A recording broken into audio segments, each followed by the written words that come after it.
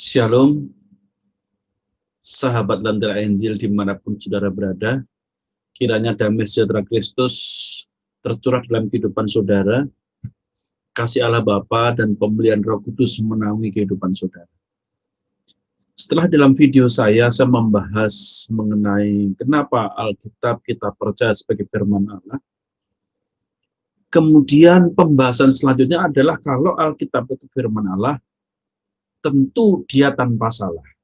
Konsekuensi selanjutnya dari pengakuan iman kita bahwa Alkitab itu adalah firman Allah, maka selanjutnya kita harus percaya bahwa kitab suci itu tanpa salah.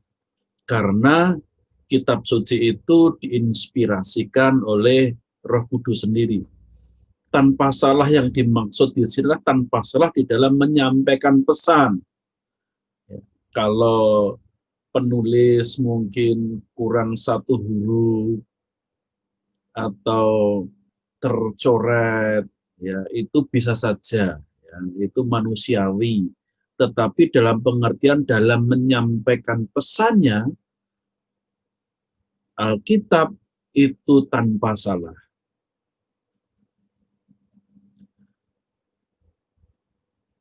Loh, kok tanpa salah gimana?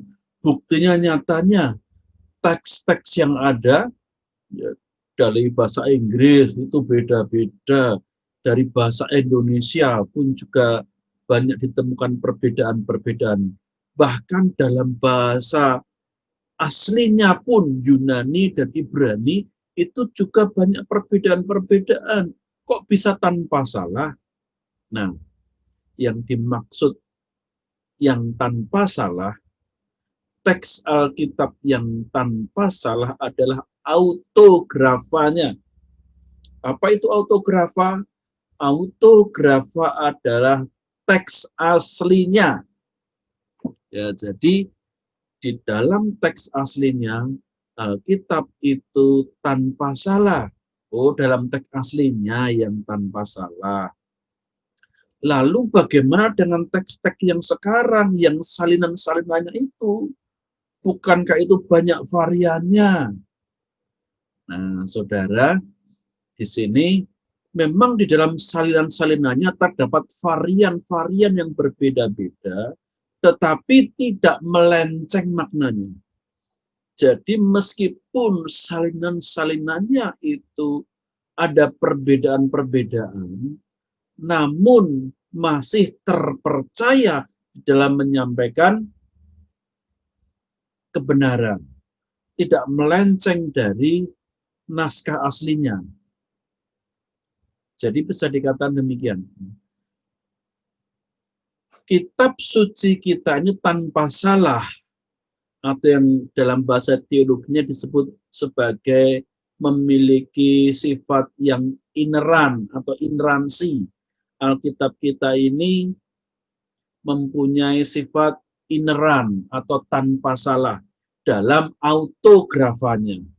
Tetapi autografanya itu sudah tidak ada, maka pesan-pesan yang disampaikan Alkitab itu masih bisa dimengerti di dalam salinan-salinannya. Walaupun ada kesalahan-kesalahan ditemukan di dalam salinan-salinan itu, tetapi secara isi masih terpercaya. Masih terpelihara secara pesannya.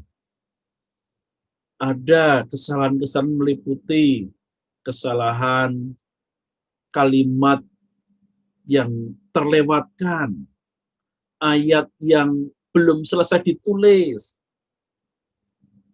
ada huruf yang tidak lengkap, ada yang robek, ada yang salah salin, itu ada. Tetapi bukan berarti makna aslinya tidak bisa ditelusuri. Karena yang dimaksud firman Allah itu bukanlah huruf-huruf yang tertulis di dalam teks aslinya, tetapi yang dimaksud firman Allah pesan yang Allah sampaikan kepada umat itu yang tanpa salah. Huruf-hurufnya dalam menyalin bisa salah, tetapi Tuhan menjaga sampai sekarang, Tuhan menjaga bahwa Alkitab yang kita miliki ini pesannya sama persis seperti Alkitab yang diterima oleh gereja mula-mula. Walaupun ada kata-kata yang berbeda, walaupun ada ayat yang tidak muncul di beberapa teks, ada huruf yang tidak lengkap, ada yang salah salin, tetapi pesan-pesan, doktrin-doktrin, pengajaran-pengajaran iman Kristen semuanya ada di dalam semua salinan-salinan itu. Perbedaan-perbedaan salinan itu tidak mengubah satupun ajaran kekristenan. Sebagai contoh yang diperdebatkan, Injil Markus pasal 16, itu sering dikatakan itu tidak ada di naskah-naskah yang paling kunonya. Tetapi ternyata kemudian terbukti di dalam naskah-naskah yang terpisah ternyata ada, atau kutipan-kutipan dalam khotbah-khotbah yang ada di abad kedua, abad ketiga, yang dikutip oleh para tokoh-tokoh gereja itu ada. Nah, namun demikian kalau Markus pasal 16 itu tidak ada, itu juga tidak mengubah ajaran iman Kristen. Karena apa? Ajaran-ajaran iman Kristen juga muncul di dalam teks-teks yang lain. Misalnya tentang keilahian Yesus. Ada tidak adanya ayat itu, keilahian Yesus tetap dibuktikan dengan ayat-ayat yang lain. Atau mungkin ya ayat tentang Tritunggal dalam surat Yohanes. Di situ ada yang mengatakan ayat aslinya itu tidak ada. Tetapi kita masih menemukan ajaran-ajaran Tritunggal dalam teks-teks yang lain. Jadi berbicara pesan yang disampaikan tidak berubah sama sekali. Maka kita bisa katakan bahwa Alkitab kita itu tanpa salah di dalam teks aslinya, tetapi pesannya masih bisa kita pahami berdasarkan salinan-salinannya. Oleh sebab itu, ada Alkitab edisi kritis. Edisi kritis itu adalah Alkitab yang disusun berdasarkan berbagai macam naskah. Dicari mungkin ada kesalahan-kesalahan yang ketidaksengajaan, mungkin masalah kurang huruf, kurang tanda baca, pemenggalan katanya yang berbeda, ada huruf-huruf yang berubah karena ada kemiripan. Kemudian diteliti dengan edisi kritis atau disebut kritik teks. Dengan metode kritik teks untuk mencari teks sedekat mungkin dengan teks aslinya.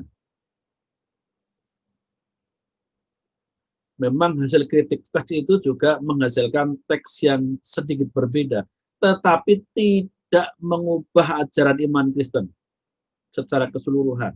Tentang dogma-dogma Kristen tidak ada yang berubah sama sekali. Tentang baptisan, tentang perjamuan kudus sebagai sakramen yang ada di dalam Alkitab, tentang keilahian Yesus, tentang Roh Kudus, tentang Allah Bapa, tentang kedatangan Tuhan yang kali yang kedua, ajaran tentang manusia, malaikat, Allah, semuanya ada. Tidak ada yang berubah sama sekali. Jadi, Alkitab yang kita miliki sekarang tetap terpercaya. Nah, seringkali orang kan memperdebatkan karena ada satu ayat, ini kok berbeda dengan ayat yang lain. Ya, yang perdebatkannya itu ayat, ya, satu ayat atau satu perikop. Di sini ada kok di sana tidak ada. Lalu yang benar yang mana? Pengajaran yang mana yang benar. Nah, kalau kita melihat di dalam keseluruhan perjanjian baru, keseluruhan PL dan PP, maka tidak ada masalah. Tidak ada berubah. Tidak ada pengajaran yang berubah. Namun, dengan ilmu pengetahuan sekarang, ya dengan perkembangan dunia pendidikan sekarang, ada ilmu yang namanya kritik teks, adalah ilmu untuk mencari bentuk asli, kalimat asli, kata-kata asli dari teks-teks kuno itu. Ada teorinya, sehingga kitab suci yang kita punya sekarang ini bisa terpercaya. Ya memang kalau kemudian ada pengajaran-pengajaran sekunder, bukan pengajaran yang utama, itu mungkin bisa muncul diperdebatkan. Tetapi dalam kaitannya pengajaran-pengajaran sekunder, bukan pengajaran-pengajaran yang utama, bukan doktrin-doktrin utama, tetapi berkaitan dengan doktrin utama, ajaran Kristen tidak ada yang berubah sama sekali. Nah, maka kita bisa yakin, bisa percaya bahwa kitab yang kita miliki ini, pesan yang disampaikan sama dengan kitab yang aslinya. Apalagi dengan semakin banyak penemuan-penemuan teks-teks yang kuno itu semakin banyak, penemuan-penemuan itu justru semakin meneguhkan bahwa teks-teks kitab suci kita ini terpelihara. Kenapa sih kok bisa salinan-salinan kita itu sangat bervariasi sekali? Nah, ada latar belakang sejarahnya, saudara, kenapa teks-teks itu sering diketemukan tidak lengkap. Saya akan kupas di dalam video saya yang selanjutnya. Tonton terus, ikut terus kajian-kajian saya supaya iman kita, pengenalan kita akan ajaran-ajaran iman Kristen semakin utuh, semakin lengkap, sehingga kita tidak mudah diombang-ambingkan, tidak mudah disesatkan. Yang Tuhan Yesus memberkati saudara semuanya. Terima kasih untuk subscribe saudara, terima kasih untuk like saudara. Terima kasih juga jika saudara berkenan untuk men-sharekan video saya ini. Tuhan Yesus memberkati saudara. Haleluya. Amin.